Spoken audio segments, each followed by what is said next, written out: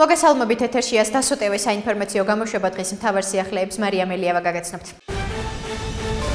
ჩვენ გვინდა რომ საბოლოო ჯამში მსოფლიოს მოწინავე ქვეყნებს შორის თუნდაც სამეულში დავიკავოთ ადგილი კორუფციის სიმცირის თვალსაზრისით. ამისთვის არსებობს პოლიტიკური ნება, დანარჩენი არის სწორ პოლიტიკაზე დამოკიდებული. ამის შესახებ საქართველოს პრემიერ-მინისტრი ირაკლი კობახიძე სოციალურ ქსელში წერს, რითაც ეხმაურება საერთაშორისო გამჭვირვალობის მიერ გამოქვეყნებულ კორუფციის აღქმის ინდექსს. კობახიძის განცხადებით საქართველოს მთავრობა ყველაფერს გააკეთებს, რომ ამ მიმართულებით ქვეყანა მაქსიმალური პროგრესი განიცადოს.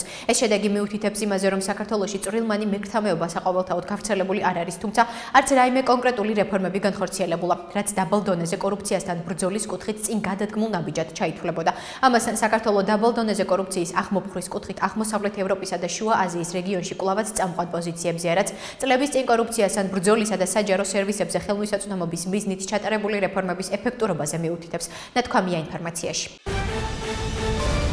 მნიშვნელოვანია მიუნხენის უსაფრთხოების კონფერენციაზე სხვადასხვა სახელმწიფოს ხელმძღვანელთან მივიტანო გზავნილები თუ რა ხდება დღეს საქართველოში, სადაც არის არა მხოლოდ დიქტატურა, რუსული რეჟიმი, რეპრესიები, არამედ ის, რომ აქ დგას საშიშროება, რომ რუსეთმა მოიგოს ის, რაც ვერასდროს მოიგო და ეს იყოს პირველი ასეთი მარცხი დასავლეთისთვის, ევროპისთვის და ამერიკის ახალი ადმინისტრაციისთვის. ამის შესახებ საქართველოს მეხუთე პრეზიდენტმა სალომე ზურაბიშვილმა სამოქალაქო საზოგადოების წარმომადგენლებთან შეხვედრის დასრულების შემდეგ განაცხადა. სალომე ზურაბიშვილის თქმით, პლატფორმები, რომლებიც ახლა იქნება, არის პირველი რეალური პოლიტიკური პროცესი და ეს არის ის პროცესი, რომელსაც ყველა ელოდა. მე ვარ ძალიან დამოხტული ამ შეხვედრებით, ამდენი მოსაზრებითა და ამდენი გზავნილით. ძალიან სერიოზული პასუხისმგებლობაა, მაგრამ ამავდროულად ვარ ძალიან კმაყოფილი და ეს გაგრძელდება ხვალაც და ზეგაც იმით, რომ ეს პლატფორმები, რომლებიც იქნება, არის პირველი რეალური პოლიტიკური პროცესი და ეს კოორდინაცია, რომელიც დაიწყო ახლა ცოტა მეტად დავალაგებთ და რომ ჩამოვალ გავაგრძელებთ ამ პროცესს, განაცხადა ზურაბიშვილმა.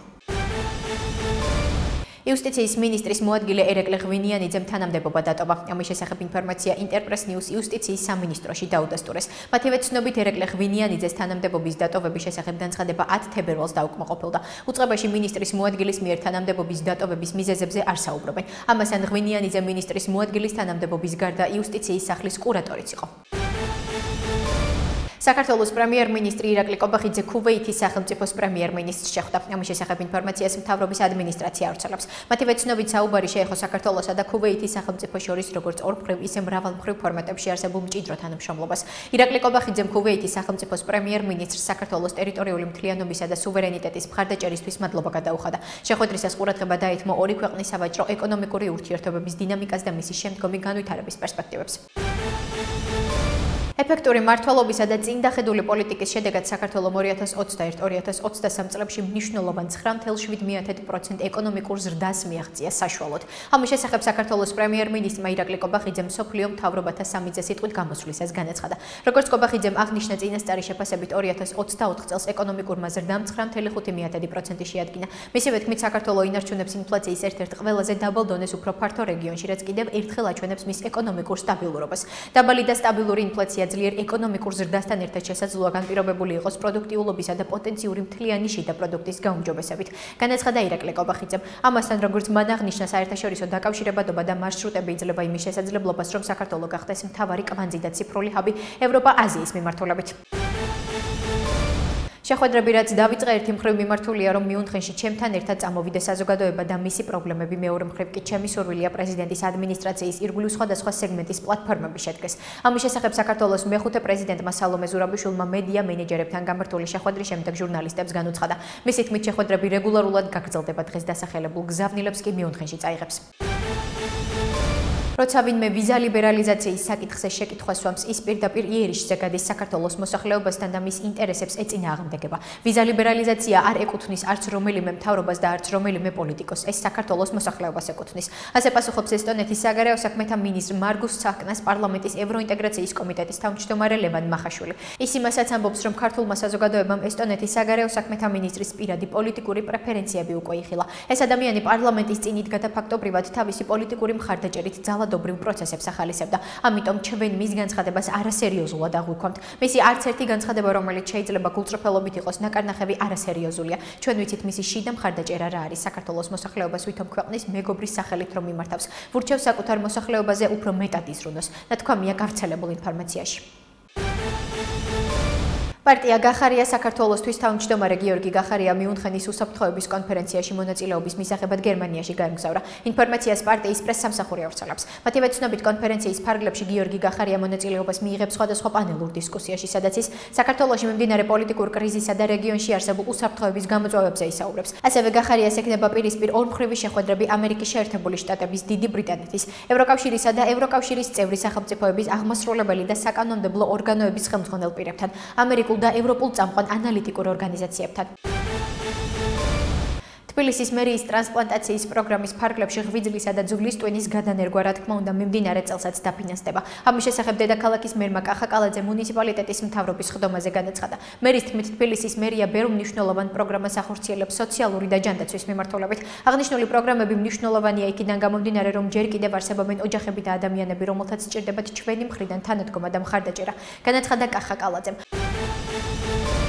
თბილისის მერიის ინფრასტრუქტურის განვითარების საქალაქო სამსახური ისნის რაიონში აწყურის ქუჩის სრულ რეაბილიტაციას იწყებს. როგორც დედაქალაქის მერმა კახაკალაძემ თბილისის მუნიციპალიტეტის მთავრობის ხდომაზე აღნიშნა, სარეაბილიტაციო სამუშაოები აწყურის ქუჩაზე, ლეხ კაჩინსკის ქუჩიდან ვაჟა ჩაჩავას ქუჩამდე არსებულ საგზაო მონაკვეთში განხორციელდება. მისივე თქმით, აწყურის ქუჩის რეაბილიტაცია მიმდინარე წლის ზაფხულის ბოლომდე დასრულდება. სამუშაოები, რომლის განხორციელებისთვის დედაქალაქის ბიუჯეტიდან 5 მილიონი ლარია გათვალისწინებული, 14 თებერვალს 23 საათის შემდეგ დაიწყება. ახლა კი გაგაცნობთ უცხოეთის სიახლეებს. რუსულმა ძალებმა გასულ ღამეს უკრაინის დედაქალაქ კიევზე სარაკეტო იერიში მიიტანეს. დაბომბვის შედეგად ქალაქის 3 რაიონში ხანძარი გაჩნდა. ინფორმაციას უკრაინული მედია ავრცელებს. მათივე ინფორმაციით ადგილობრივი დროით 4 საათსა და 31 წუთზე უკრაინის საჰაერო ძალების სარდლობამ გაამცელა შეტყობინება ბალისტიკური რაკეტების გამოყენების საფრთხის შესახებ, რის შემდეგაც კიევში აფეთქებების ხმა გაისმა. დედაქალაქის სამხედრო ადმინისტრაციის ხელმძღვანელმა ტიმურ ტკაჩენკომ განაცხადა, რომ გოლოსეევსკის და პოდოლსკის რაიონებში ნამსხვრევების ჩამოვარდნის შედეგად ხანძარი გაჩნდა. ამერიკის შეერთებული შტატების პრეზიდენტი დონალდ ტრამპი იმედოვნებს, რომ რუსეთში დაკავებული აშშ-ის მოქალაქის მარკ ვოგელის გათავისუფლება ომის დასრულების საკითხზე მოსკოვთან ახალი ურთიერთობების დასაწყისი იქნება. ინფორმაციას CNN ავრცელებს. რუსეთი ძალიან კარგად გვექცეოდა, იმედი მაქვს, რომ ეს არის ურთიერთობების დასაწყისი, რომლითაც ჩვენ შეგვიძლია დავასრულოთ ეს ომი და მილიონობით ადამიანის მკვლელობა შეწყდეს, აღნიშნა ტრამპმა. ცნობისთვის, თეთრი სახლის ინფორმაციით, დონალდ ტრამპის ადმინისტრაციამ გაცვლის შედეგად ამერიკელი მასწავლებლის მარკ ვოგელის გათავისუფლება უზრუნველყო, რომელიც რუსეთში 3 წელზე მეტი ხნის განმავლობაში იყო დაკავებული. ეროვნული უსაფრთხოების საკითხებში დონალდ ტრამპის მრჩეველ მაიკ უოლსის ინფორმაციით, გათავისუფლების შესახებ შეთანხმების მიღწევაზე მოლაპარაკება აწარმოეს პრეზიდენტ დონალდ ტრამპის სპეციალურმა წარმომადგენელმა, ახლო აღმოსავლეთში სტივ ვიტკოფმა და პრეზიდენტის მრჩევლება.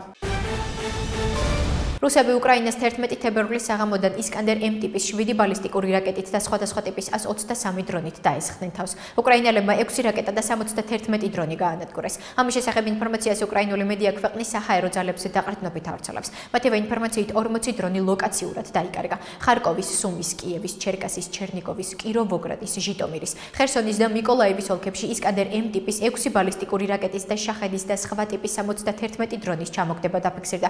მტრის 40 დრონი ლოკაციურად დაიკარგა, აცხადებენ უკრაინის საჰაერო ძალებში. უკრაინის პრეზიდენტ ვოლოდიმირ ზელენსკის განცხადებით, თუ დონალდ ტრამპი უკრაინისა და რუსეთის მოლაპარაკებების მაგიდასთან დასხდომას მოახერხებს, ის რუსეთს ტერიტორიების პირდაპირ გაცვლას შესთავაზებს. იმ ტერიტორიების გადაცემით, რომელსაც უკრაინა რუსეთის კურსკის ოლქში 6 თვის წინ დაწყებული შეტევის შედეგად იკავებს. ერთ ტერიტორიას მეორეზე გავცვლით, განაცხადა ზელენსკიმ, მაგრამ აღნიშნა, რომ მან არ იცის სანაცვლოდ უკრაინა რუსეთის მიერ ოკუპირებულ რომელ ტერიტორიას მოითხოვს. ასეთი იყო მიმდინარე სიახლეები მომავალ შეხვედრამდე.